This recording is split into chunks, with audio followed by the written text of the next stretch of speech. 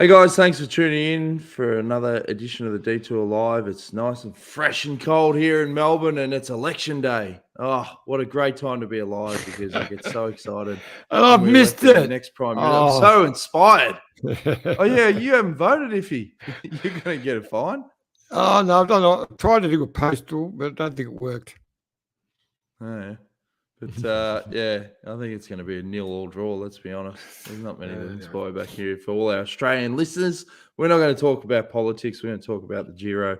And Arnaud Démare, he does it again, Johnny. Cavendish was in third. Bauer second. Gaviria couldn't get the chocolates again, fourth. And Denise for Team DSM, who've been rocked. We'll get into that a bit later. Romain Bardet's had to withdraw from the race due to illness. Great stage. We were lucky enough to be, Vaz and I were actually, we went straight to the hotel. It was easier to do that than staying at the finish. And we were there with we're sharing with FDJ. And we watched the finish on telly with their staff and, managed to get a little bit of the vision of their celebration, which was great. But it was an exciting stage. I mean, the break went, I was thinking, they'll let them out there. But they took it very easy on the climb to save all their sprinters, and the gap got out to like 6-7 minutes. It didn't look like they were going to get them. I mean, 30k ago, I said, yeah, no, they're right. But as it got closer and closer to the line, it was touch and go. They only caught the last guy like 250 metres to go. This is the FDJ crew. How many were left over? These are just like, I suppose, the mechanics that stay at the hotel. Yeah. There were probably half a dozen of them, but they were very excited. Yeah, well, it's been an amazing Giro for FDJ. And as we saw, obviously Caleb Ewan didn't win a stage here, but sprinting is a lot of confidence and trust in your group. And when you've already won 2 stages, it's the old analogy, when it rains, it pours, Johnny. Exactly. You've got a great let-out train. Aussie Miles Scotson, Milo, is a part of that, very much part of that. And so you'll see them get very excited shortly. This is them actually filming it, so it's not. You don't blame Vazzy for any of this. You hear them in the background. Yeah. All right. Well, take us through the final, Johnny. Well, here's the layout going, and you see Arnaud starting to make the move up the middle there, and you listen to them start screaming as he gets towards the front. Cavendish! I love Frenchmen when they get going.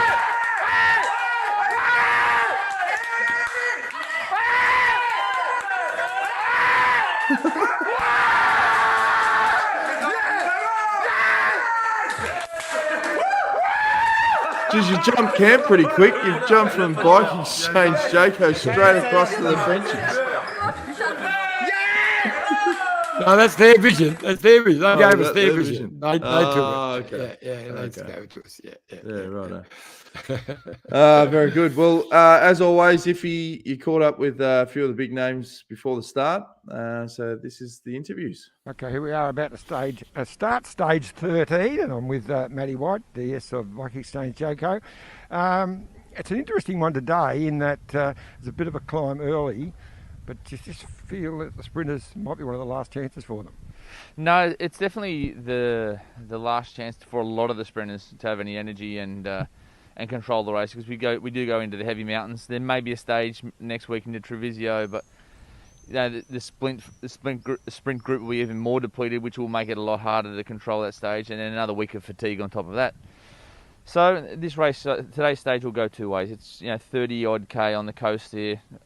We are in the Milan San Remo final area, and then we go up a pretty solid climb. Now, interesting to see what happens early in the race and the combinations that go.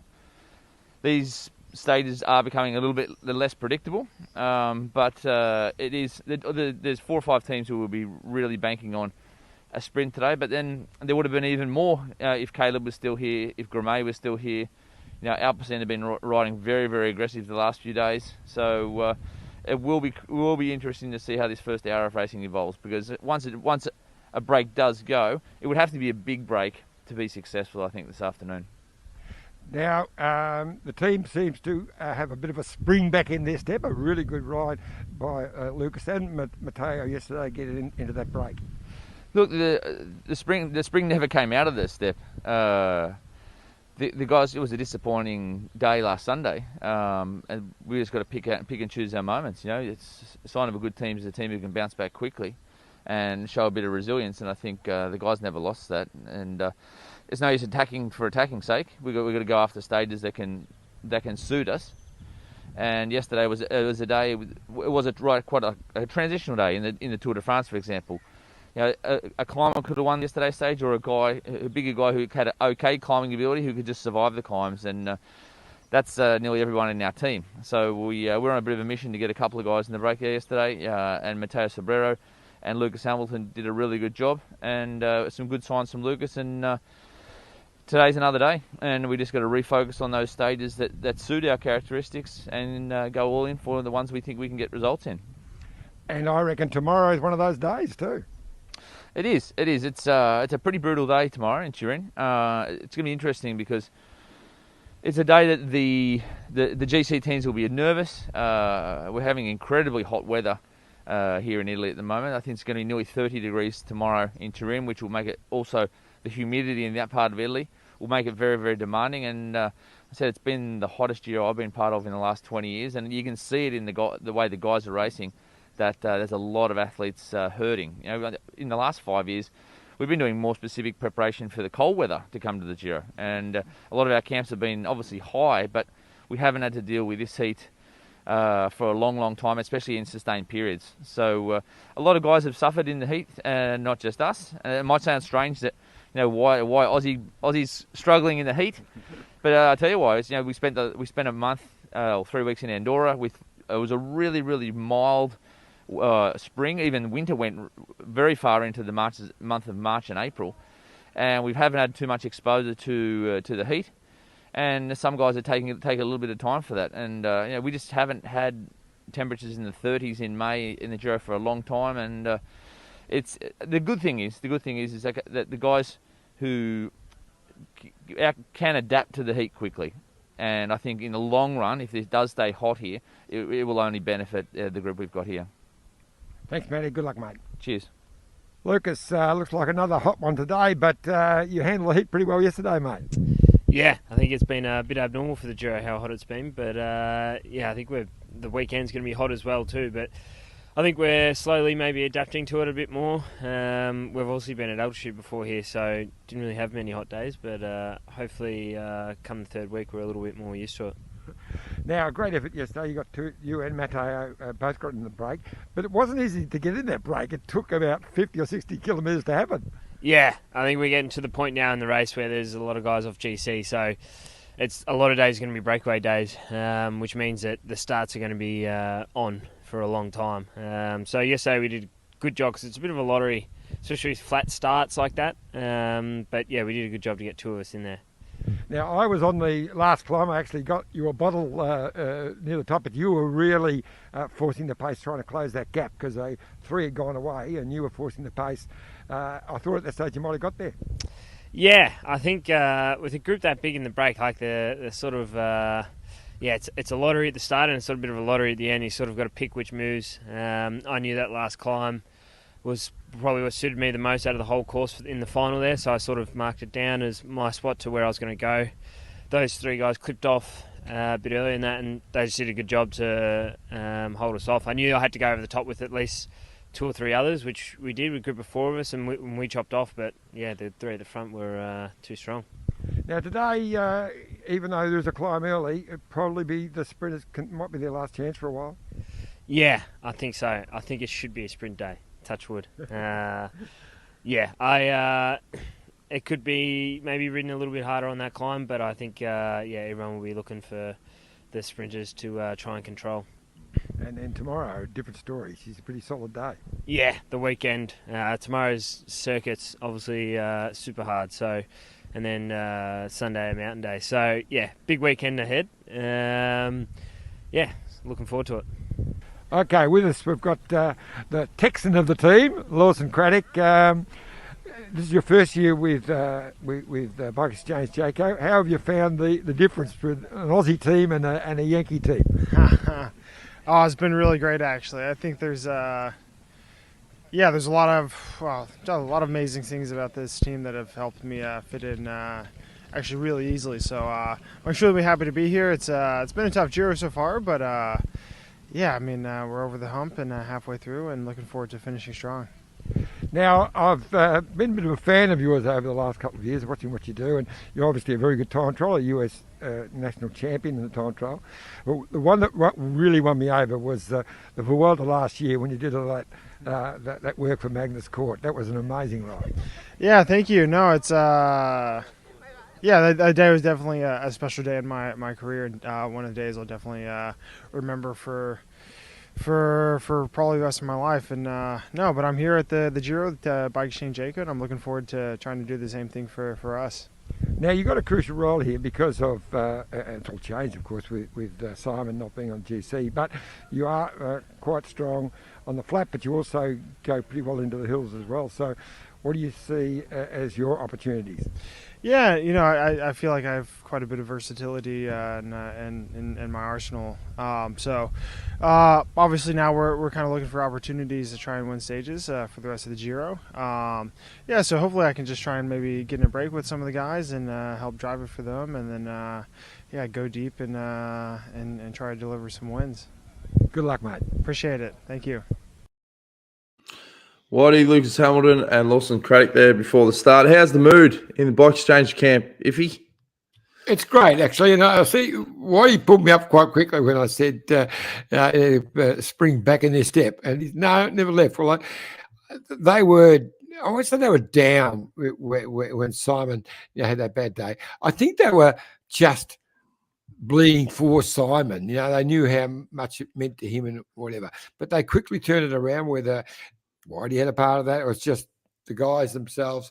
But no, they're as good as gold. They're bouncing around, and every day I've watched Simon, he's walking a little bit better. So I think we're going to see some big things happen from him. Maybe even Sunday, but next week in the Dolomites for sure. All right, we're going to take a quick break. When we come back, we've got an interview with Miles Scotson and Arnaud Démare after the finish. So stay tuned for more Detour. Look at this bike. You think it's just a bike, right? But it's not. It's a bike 374 people are looking at. This guy, this girl, them, all looking at it. People from here, there, and wherever this is. People that are looking for a bike. Or just a piece of it. Amateurs, semi-amateurs, and pro-amateurs. This guy wants this bike, but with this crank and these bars. This could be the perfect match. But not this one. This girl has a bike to sell, and thousands of people might purchase it. Eyes on Bikes help grow small businesses. His, hers, yours, and the latest data and insights help those businesses keep moving. We are the world's #1 bike marketplace, with over 500,000 products and 900 brands, where buyers and sellers are brought together in a place where a bike is never just a bike. Bike Exchange, where the world buys, sells, learns, and rides.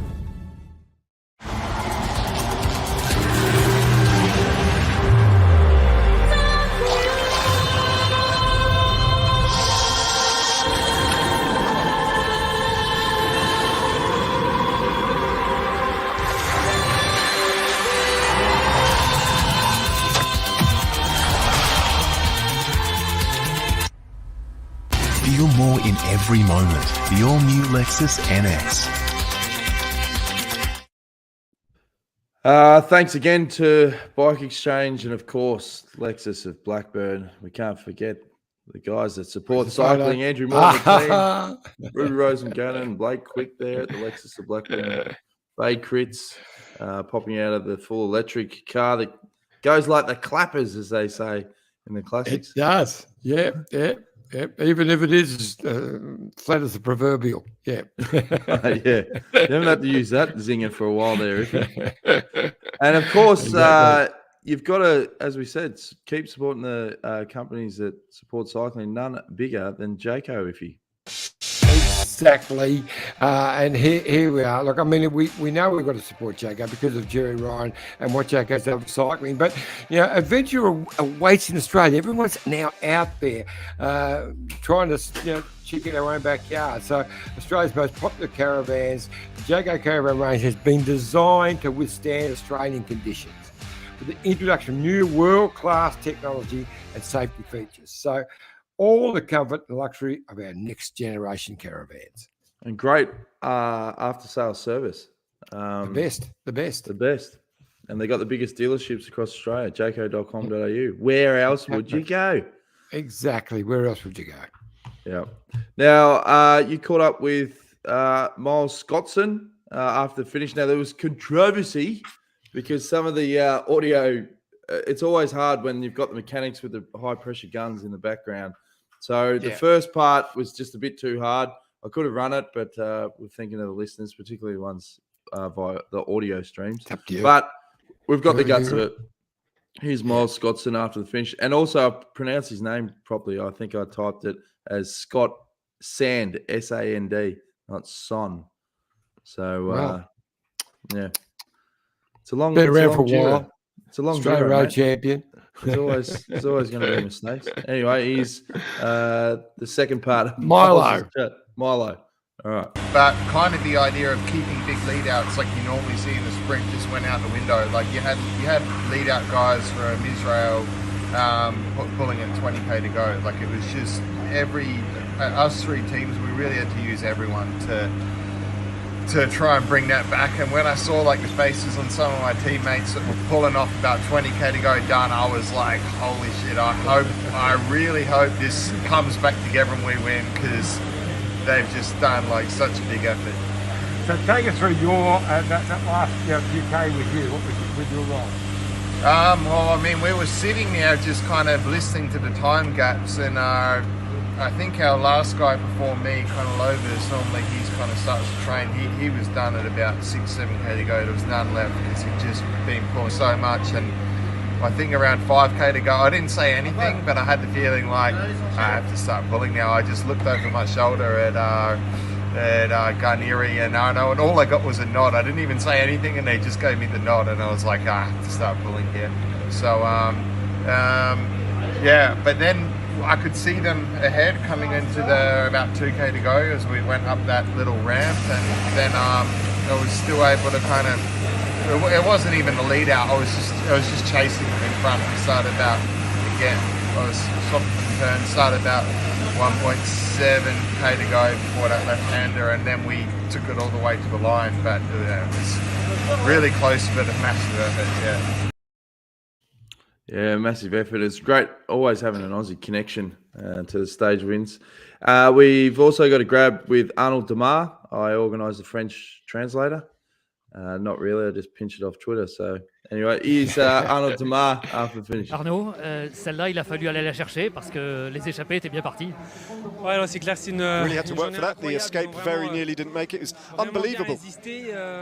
J'ai commencé à douter un petit peu. I did start to doubt that it would come back together again. Voilà, on avait tous les éléments qui sautaient. Clément a fait un super boulot, Attila aussi, Tobias. All the elements worked really well. Clément did a really good job. Tobias did as well. Ramon. Ça roulait vraiment fort et all of them were riding really hard. Je me suis douté qu'on allait rentrer seulement à Tiborn. J'ai commencé à penser au sprint. I began to think about the sprint as we got close. Pour sprinter, et puis les mecs ont fait un boulot vraiment. But the guys did an amazing job, a monstrous job. Mal derrière à 1,5 km. Et puis après je fais un sprint à la rupture comme je peux. And et puis, my sprint was right on the breaking point. Victoire, donc voilà, encore un boulot collectif exceptionnel. But it was a collective job that we did exceptionally well. Superb. 3 victoires, cette fois on est sur les bases du Giro 2020. 3 victories. Non, c'est clair, avant d'arriver ici, je m'étais dit before I came here I thought voilà, je vais if I can get one, that would be good. Comme en 2020. As voilà, I did in chaque victoire, et il faut aller les chercher encore plus celle d'aujourd'hui. 2020. Je suis But really pleased. Peut-être sur l'abandon de Romain Bardet, qui était très content de And just some words of the abandon of Romain Bardet. Ouais, je l'ai appris en cours d'étape. Yeah, I found out during the stage. DSM est venu à rouler, voilà, j'ai entendu à l'oreillette que Romain avait chuté, c'est dommage parce que voilà, c'était notre Français I didn't know whether Roman had en lice crashed. pour un podium, But it's a big pour la victoire du Giro. Donc, disappointment because he looked good for a podium or if not the voilà, victory non, at the clair, Giro. c'est dommage parce qu'on connaît toute une préparation qu'on fait pour un All grand the tour. preparation that he done, put in. C'est dommage de It's a real Giro, shame. Je ne connais pas les raisons, mais I don't know the reasons why, but it's a big shame. Yeah, he was talking about obviously Romain Bardet, and we said that at the top of the show, having a withdrawal. I mean, jeez, he'd be absolutely shattered, spelling out the bleeding obvious there if he, because he was up there. He could have won it. Yes, he was definitely in the mix. He was one of my favourites. He was very sick the day before, and they nursed. He only just got to finish. Didn't improve overnight. Started the stage. I think he got 30k in, and he just had to pull over and just lay down. He was completely finished, which is a real shame. I do love the hair of Arnaud Démare. It reminds me of Vaz. He's got the same puffed up coiffure. Just naturally does it. Vaz is exactly the same. Well, I could see Vazzy in the background. There's just a lump. He's absolutely cooked, the poor bloke. Well, we went on a bike today. We got the bikes. We're all in the gear. At first, we had the bike sitting in the truck, but we finally got out today, first time, and we did only a quick hour, 40k, and I think I cooked him. I think you have. Mate, it is a long race. As I said, you're in the danger zone. I just heard a word from the back, something like bullshit. But anyway, okay. I think the 40k might have been closer to 20k, and the heart rate never really got up that high. But anyway, well, let's go with that. Well, as you were talking with Lucas Hamilton before the start, stage 14 and then rolling into stage 15, they look pretty nasty. Like these circuit races are fast, they're punchy. There's teams that haven't won a stage. There's riders that are looking, obviously, to perform. It's got to be on from the gun, Iffy. Yes. So they go into Torino and then do two big loops. So Vazzy and I are feeding on 69 and 150, I think, whatever it is, but we don't have to move, so it goes past us twice. So, look, this is a tough stage. I don't think the GC guys will be all out because the next day is a monster, a real GC day. So this is stage 15. Yeah, that is something serious. So, Carapaz. Now, I know I'm going to try and get Richie Point in the morning because he did a sneaky today. He dropped off. He dropped 7 minutes today, and he's now 16 minutes down. I wouldn't be surprised to see Richie go into a move tomorrow so that and give him a chance for a stage win because he can still drop back if needed with Carapaz at any time. But it just, you don't reckon they might be feeling? They might be prepping that more for stage 15, where if he goes up the road here and then he's I just think 15 he might have other jobs to do.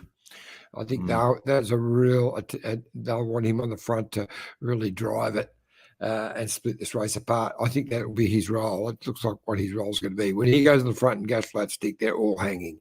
And I think that's his role on Sunday. But tomorrow, I just got a feeling he might go up the road. Hey, could be wrong. I've been wrong before, once or twice. Well, who would be your tip for the stage, Johnny? It's going to be someone. Yeah. Yeah, I think it'll be a strong break of riders, and I'm going to go with Richie. Richie Port. Yep. What about can Thomas de Gent do it again? No, bit hard for Tommy. The Tom Ball. Yeah. Yeah. And what's the cuisine been like in the area that you're in at the moment? Well, Vazzy and I snuck over into the main restaurant part, and we had the cuisine, the smorgasbord, but we also had a very, very nice margarita pizza and a nice bottle of red. I think he sent you a photo of it, but whether you've received it, I don't know. But it was huge. Food's been good. Yes, I do actually. Hang on. Yeah, I think you got a photo of us out on the road too. Yeah, I did. Hang on. Yeah. You keep talking, John.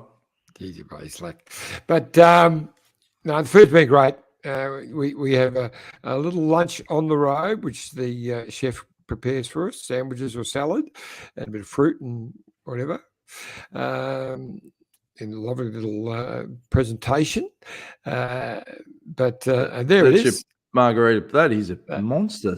He's a monster. It is a trucky steering wheel. Exactly. Just Vazzy and I.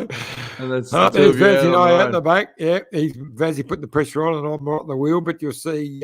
Well, they decked you out with kit and everything. The team. We've got the whole. Yeah, we've got the whole kit and caboodle, mate. Yeah. Jeez.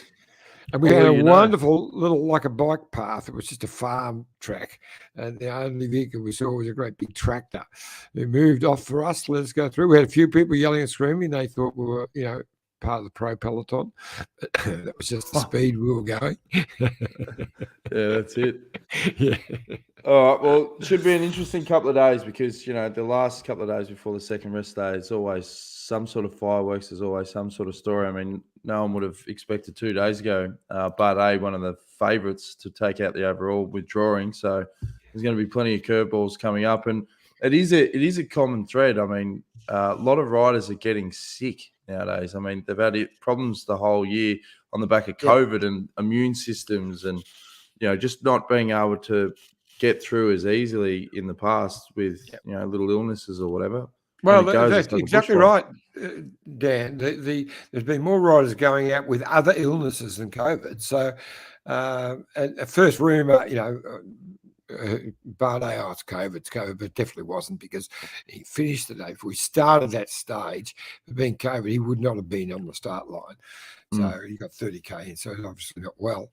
But he'll be back because he is a real fighter. And a good, really nice guy, actually. Yeah.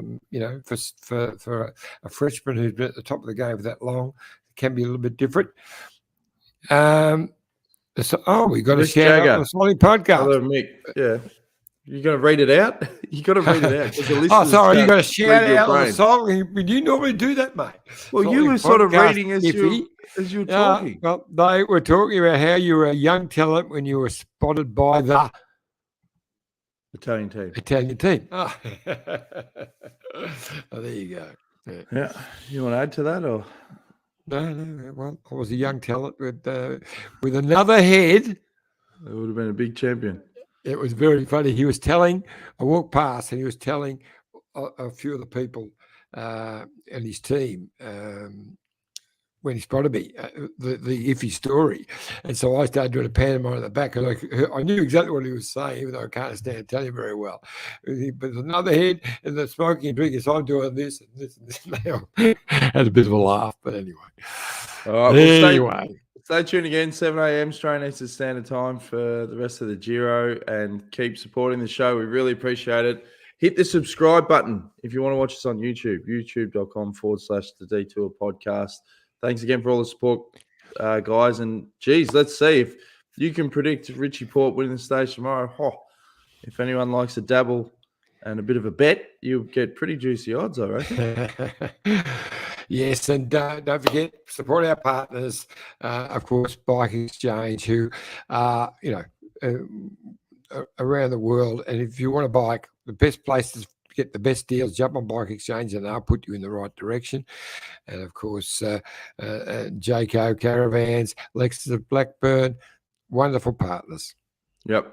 Appreciate it because we wouldn't be able to do the show without them. So thanks again for tuning in, guys. We'll see you again tomorrow. Thanks, Iffy. Get your rest and, make sure Vazzy gets his rest. He looks pretty much cooked, mate. There's a long way to go. We're going for a ride late tomorrow. I'll be a little bit more gentle on him. All right. Good stuff. Thanks, guys. See you tomorrow. This is the winning ride of the Tour de